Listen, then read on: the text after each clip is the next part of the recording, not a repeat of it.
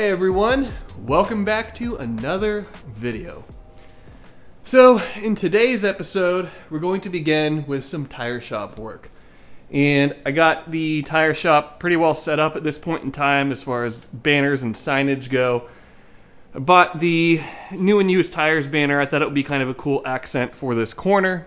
The Pennzoil sign is one that I got from NTB when I worked there, so that's actual tire shop memorabilia. And then we have a couple of miscellaneous old signs. And I'm also pretty well set up here now with all of my valve stems and stick-on wheel weights and tire lubricant, so on and so forth. So, tire shop-wise, what are we doing? Well, the skinnies on the Mark IV have always leaked. And I am currently trying to solve that problem. So I did a little bit of off-camera work, which didn't quite pan out, and that was realizing that these valve stems in these Alumistars are actually NPT threaded. So I'll show you guys a little clip now of when I made that initial discovery, and then we'll talk about what I'm going to do to attempt to rectify it. So I think I found the issue of why these things always leaked. So I just loosened this. I haven't pulled it out yet. I already fixed the other one. That to me looks like an 8th NPT thread. And normally when I use 8th NPT or any NPT fittings or anything like that, I like to seal the threads. So I'm suspecting that these things, more than likely whoever originally powder coated them, I can't remember, probably pulled these out to coat them and didn't tape them when they put them back in. So hopefully that's all that it was, but I'm still going to bead seal the hell out of it and all of that. But that seems like kind of the smoking gun. So what I initially did after discovering that the valve stems actually are 8th NPT is I simply pulled them out, put some thread tape on them, and put everything back together. I did this as kind of a test to see if that is all that was required to get them sealed or if more intervention was needed. So when I got them put back together, I inflated them to 40 pounds or 40 psi rather, and let them sit overnight. When I came in this morning, I tested them with the same gauge that I used yesterday, and they had dropped down to 37, 38 psi, somewhere in that range. So much better than before, but still not perfect. So I'm going to attack this from 2 additional angles, and I'll see if I can't get it solved that way. So what I'm going to do is pull the valve stems back out.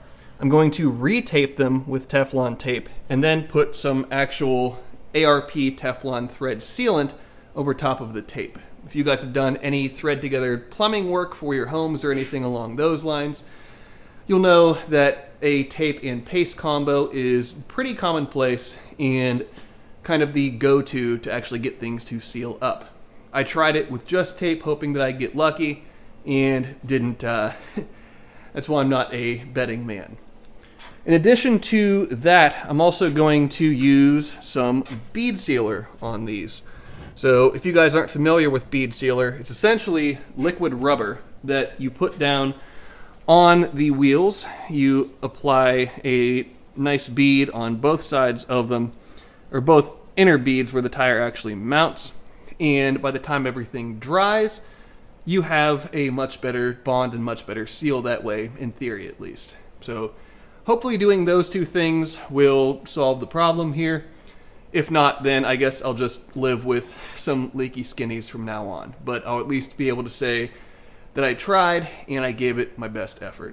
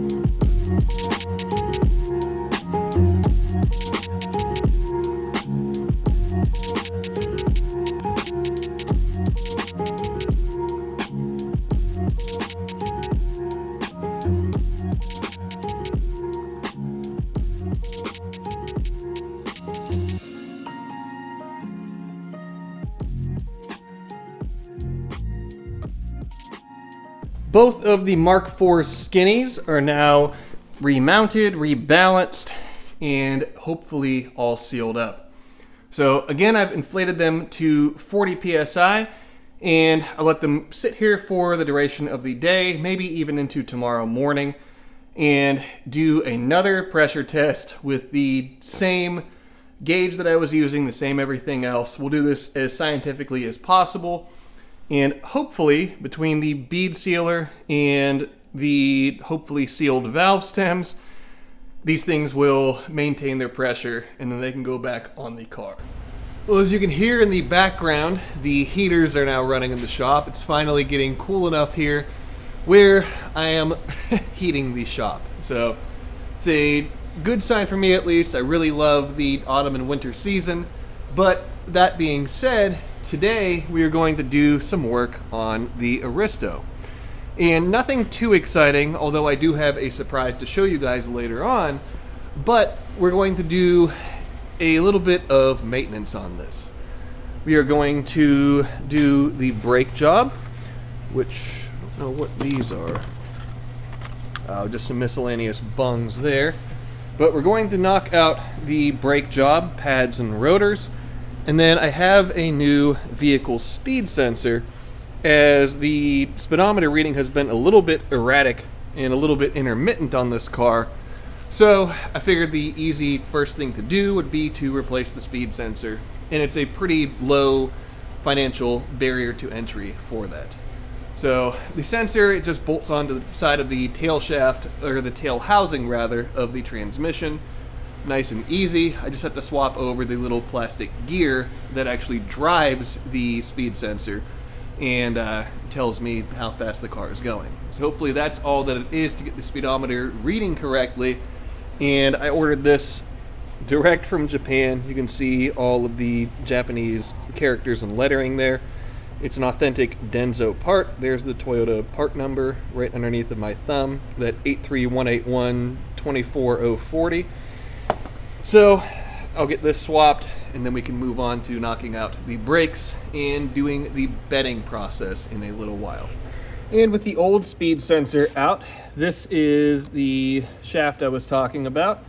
You can see that it's just a metal shaft with a little plastic gear and then a notch cut on the bottom of it that, as you spin it around, it will eventually sit down into a corresponding male side that fits this notch and actually allows the sensor to do its thing. So I swap this over, rotate around until I find its happy spot right there. And now the new sensor should be good to go into the car. I'll just have to lubricate this O-ring, which there might even be enough ATF here to do so. If not, I'll stick my finger inside of the transmission and get some additional ATF just so that O-ring slides in there nice and easily. And then it's just a matter of plugging this in. After bolting it down, we should be good to go. I popped the speed sensor into the Aristo, and now it's time to pull the wheels off and get the brake job knocked out.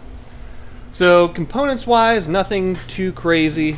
It's just some Beck and Arnley rotors, which I haven't even opened any of this yet, and some Akebono, however you pronounce it, brake pads. So nothing performance oriented, like I said, nothing crazy, just a basic brake job to get this thing to hopefully stop vibrating as I go down the road. So I'm sure many of you have done brake jobs before. If not, I'll do a basic overview and some do's and don'ts when you are doing them, just to kind of keep you safe, and how I do my brake jobs. So let me go ahead and get the wheels pulled off, and let's get this knocked out.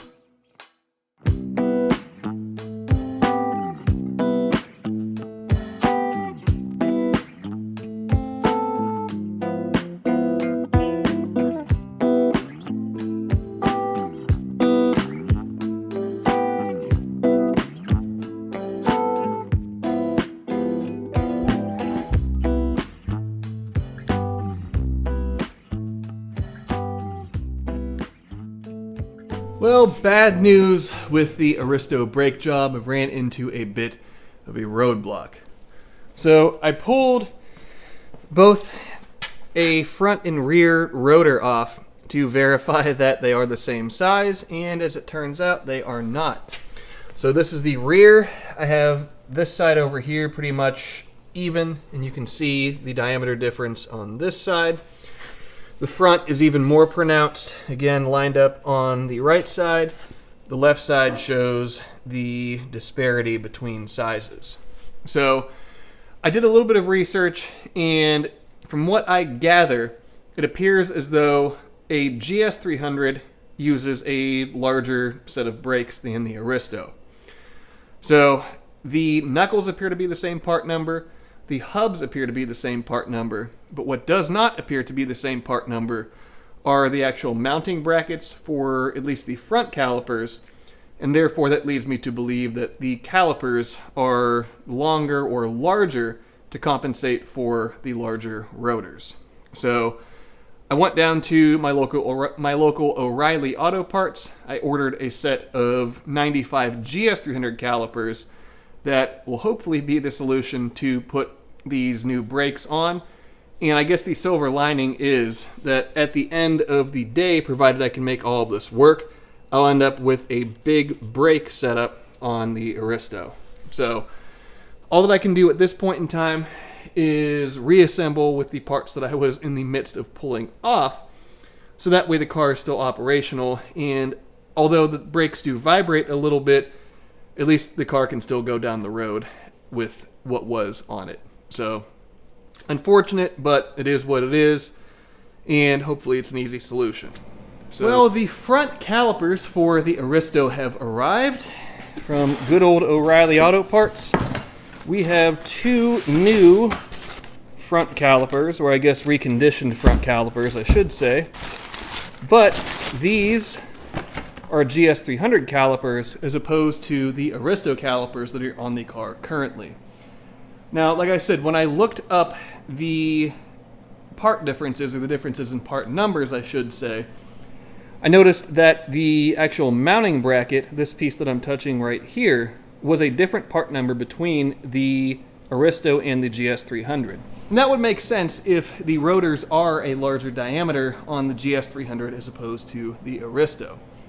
But there is only one way to find out if this truly does work.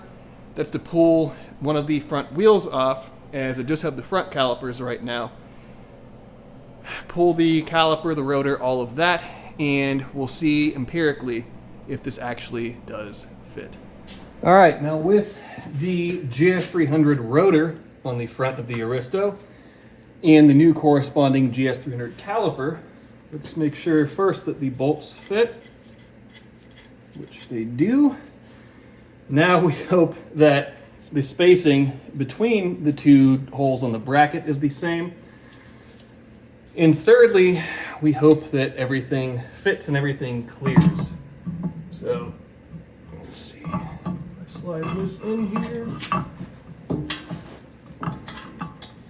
So far it's looking pretty good, but we'll know for sure here in a moment once I get these bolts tightened down.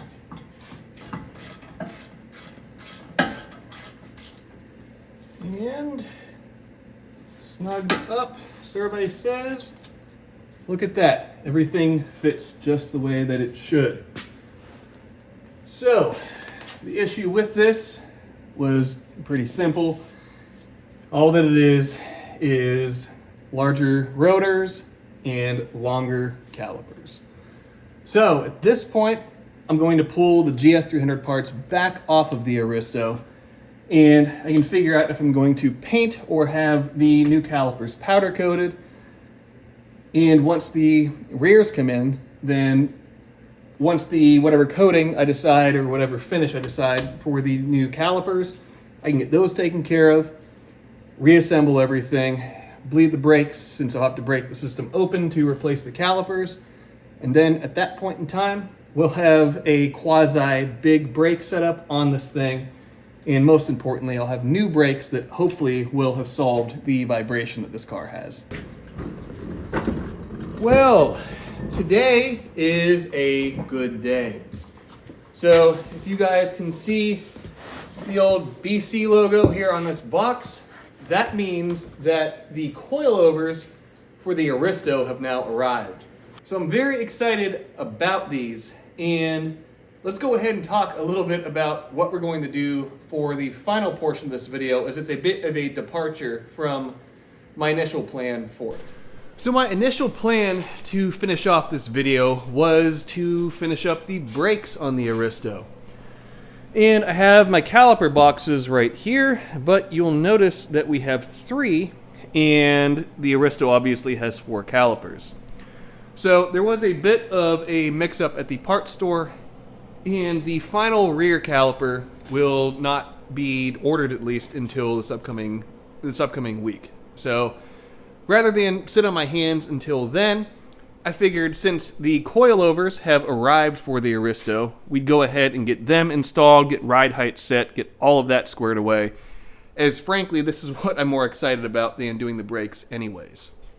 So we have a BC box, and the BR series right here is a little bit of a misnomer, or a little bit of a misguided deal, as these actually are BC DS series, which is a digressive damper, which from my understanding means that they will be able to soak up bumps and things like that a little bit more effectively and a little bit more comfortably, more importantly, than a linear valving or linearly valved shock or something else.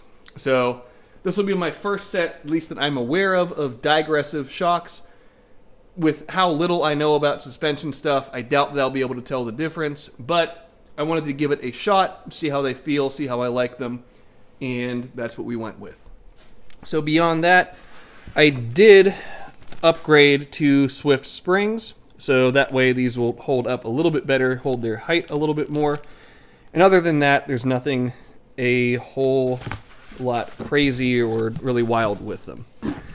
So the shocks themselves, or the coilovers themselves rather, are these guys right here. If I can get these stupid boxes to stay open.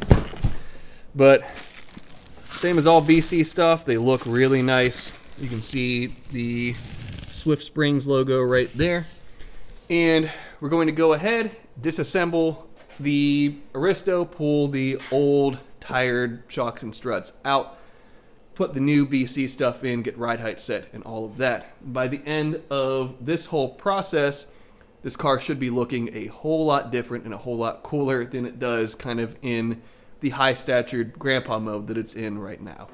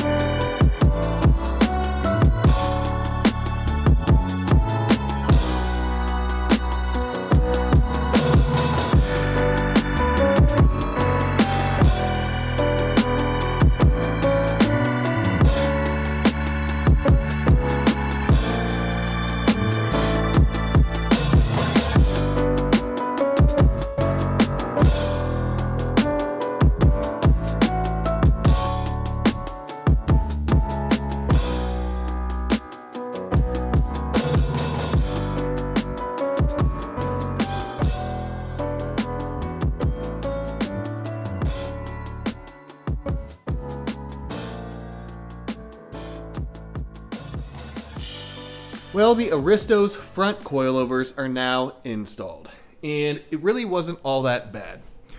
So, in order to do this installation, I had to separate the upper ball joint, allow the knuckle to swing out, and then I was able to remove the old factory struts, which there's one there, one over there. You can see the dust boots. Well, this dust boot, yeah, it has a little bit of a tear in it, right where my index finger is. This other one over here is pretty well separated, and these things, they've lived their life and served their purpose. But Ride height is not set yet. I've done nothing other than just reassemble this. So now that the front is done, I'll move on to the rear. The rear looks like it will be a little bit simpler. Again, not that the front was all that difficult, but the rear I can get really easily to the fastener that holds, or that kind of sandwiches this lower control arm to the strut. And then up top, I'm assuming I'll have to go in through the trunk and loosen more than likely 3 bolts, pull the old out, install the new, and then we can put this down on the ground and see if it is comically low right now or if it needs to go lower, so on and so forth. We can get ride height set and then take this thing out, take it for a little cruise and see how the new suspension feels.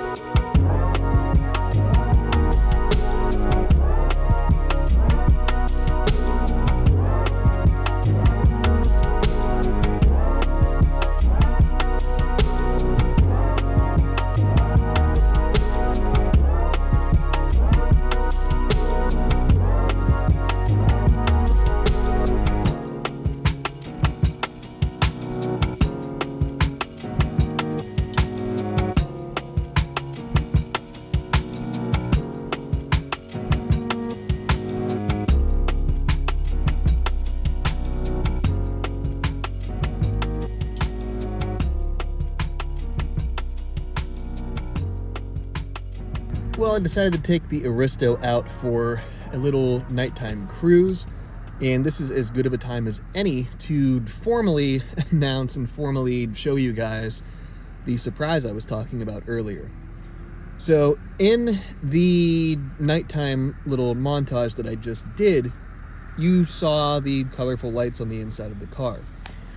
Well, what I did is with this little remote here, if I press on, we have red, green, blue LED footwell lighting. It's on the front up here, as well as in the rear behind the 2 front seats. I've always wanted to do this on one of my cars, but never really had a good application for it. But this car being one that I want to kind of do all the things that I've wanted to do but never taken the initiative to do, this was an excellent opportunity to do so. So right now you can see that it's kind of bluish. It can be red, it can be green, it can be actually blue. can be white. We also have orange. We have yellow. We have that light cyan blue. We have purple. Then we also can go into strobe mode, which I affectionately call rainbow seizure mode. We have a couple different ways they can blink. We have a couple different fades. And then with this one, you can see as I speak, as well as these other two options, or three options rather, they all go along with whatever music or vocalization or anything else that you're going with. So these footwell lights, they were, I think, $12 on Amazon. So Lord Bezos did me pretty well on this. And I think it's really cool. Some people may think it's ricey. Some people may not. But at the end of the day, this is my car, and I could not be happier with this. So there's some other interior lighting bits that I may do in the future. One of which is, if you look at the cluster, you can see the speedometer needle is flickering a bit there. So I found a company that you can send the clusters to from these JZS 147s, and they'll redo all the lighting and everything else.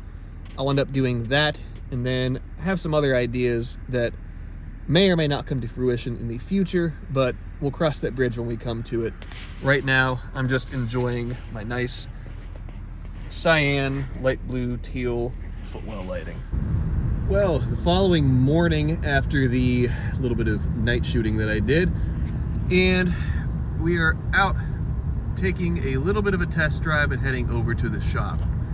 So, first impressions of the new suspension, it is definitely stiffer than what was on the car before, and I'll have to play around with the dampening a little bit just to figure out where exactly I like it. I just put it in with, or I put all the suspension in with BC's factory settings, and it isn't bad, but I just want to play around with those dampening settings a little bit just for an experiment so I can empirically know this is exactly what I want. But going down the road, the car is much smoother. It is not floaty or anything like that. Going through turns, the car feels much more sure and much more predictable. No motion of the ocean going down the road any longer after going over a bump. And the bumps are a little bit stiffer, but you also have to factor into the equation that I've gotten used to driving this car with the old worn out suspension as opposed to new suspension that will inevitably be stiffer and you'll feel more of what's going on. But I set the ride height at a point where the car looks good, but it's still high enough to be functional. I'm not worried about rubbing or scraping or anything like that.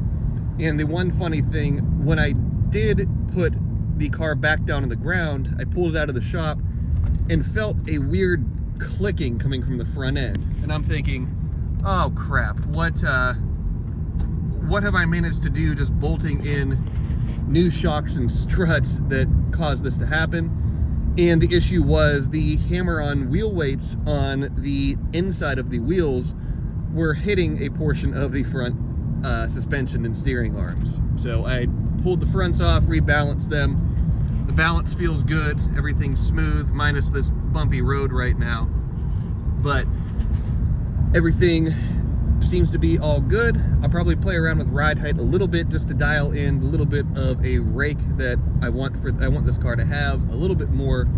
That will necessitate either lowering the front a little bit or raising the rear, or maybe a combination of the two. But all in all, I'm extremely happy with this, and I guess it's the first round of actual aftermarket modifications to this car rather than just doing maintenance like we've been doing on it so far. Well, there we have it. The first round of aftermarket modifications done on the Aristo. And although it was nothing extraordinary or nothing too crazy, it still feels good to finally dive into this car and do something other than just regular maintenance. So we were not able to knock out the brakes in this episode just due to the caliber debacle. But I have the other caliper on the way at this point in time. Once it arrives, we can go ahead, knock out the brakes on this thing. That should be the final item of like maintenance and getting it back to a comfortable operational order.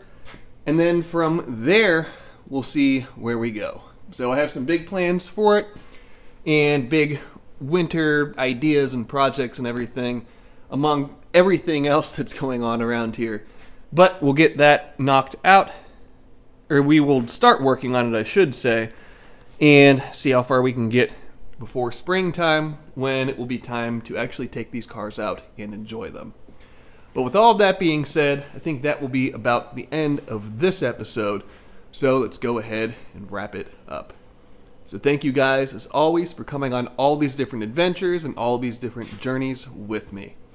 I'm having so much fun with all of these cars, and through the trials and tribulations and headaches and heartaches and everything else, there is typically a light at the end of the tunnel and a silver lining for all of it.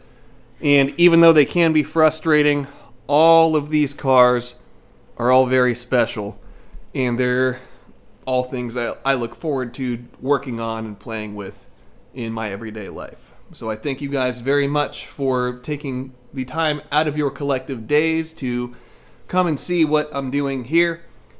It still warms my heart, it still makes me happy, and I hope that you guys are still enjoying yourselves. But with all of that being said, and before I ramble on any more, that will be the end of this one. So as always, be sure to subscribe, leave a like, leave a comment, check out the website for manifolds, for merch, for all things good that way, including my 15th anniversary t-shirts and hoodies, still available through the end of 2024. So if you would like to get yourself a piece of BPA history, that's a good way to do it.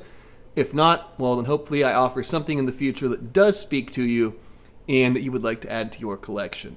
But with all of that being said, that will be the end of this one, and I will see you guys in the next episode.